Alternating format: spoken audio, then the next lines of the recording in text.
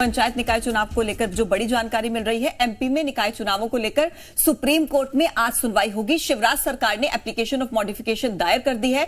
सरकार की supreme court से 10 मई के आदेश में संशोधन की मांग है। सुप्रीम कोर्ट ने बिना ओबीसी आरक्षण चुनाव करवाने के आदेश दिए हैं और सुप्रीम कोर्ट ने 2 हफ्ते में ही चुनावों की अधिसूचना जारी करने के भी आदेश दिए हैं। लेकिन इससे पहले एप्लीकेशन ऑफ मॉडिफिकेशन सरकार की तरफ से दाखिल कर दी गई है। ज्यादा जानकारी के साथ जी मीडिया संवाददाता आकाश जुड़ गए। आकाश, आज महत्वपूर्ण दिन है क्योंकि 10 मई को जो कोर्ट का फैसला आया उसके बाद से हम देख रहे हैं अटकलें तेज हो रही हैं। मुख्यमंत्री ने कहा था कि हम ओबीसी रिजर्वेशन के साथ ही चुनाव कराएंगे।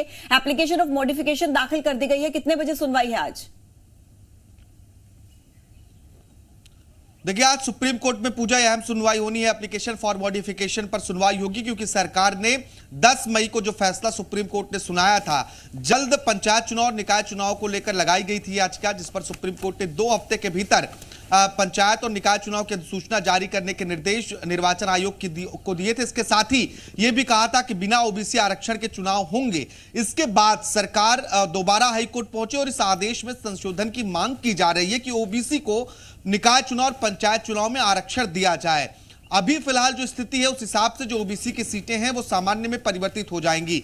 लेकिन मध्य प्रदेश विधानसभा में ये संकल्प पारित कर चुकी है सरकार विपक्ष की सहमति से कि ओबीसी को बिना 27% आरक्षण के चुनाव नहीं होंगे। और लगातार ओबीसी आरक्षण देने का दावा दोनों ही राजनीतिक पार्टियों के साथ राजनीतिक पार्टियां करती रही हैं। लेकिन अब कोर्ट के आदेश के बाद अब जो सारे राजनीतिक दांवपेच थे वो खत्म होते नजर आने लगे। अब जब सरकार दोबारा सुप्रीम कोर्ट पहुंची है एप्लीकेशन फॉर मॉडिफिकेशन लेकर, ऐसे में आज का दिन महत्वपूर्ण है कि आज कोर्ट क्या फैसला सुनाता है। क्या निकाय चुनाव और पंचायत चुनाव ओबीसी आरक्षण के साथ होंगे या फिर बिना ओबीसी आरक्षण के होंगे, ये देखने वाली बात है। क्योंकि एमपी में जो 52% आबादी है वो ओबीसी वर्ग की है और इसी 52% आबादी को साधने की कोशिश दोनों ही राजनीतिक पार्टियां करती हैं। ऐसे में अब जब निकाय चुनाव और पंचायत चुनाव एकदम नजदीक हैं, तब क्या इस बड़ी आबादी को आरक्षण मिलता है या फिर बिना आरक्षण के? ये महत्वपूर्ण दिन है। ओबीसी रिजर्वेशन के साथ क्या पंचायत चुनाव होते हैं या फिर जैसा सुप्रीम कोर्ट का फैसला था वैसा ही रहेगा?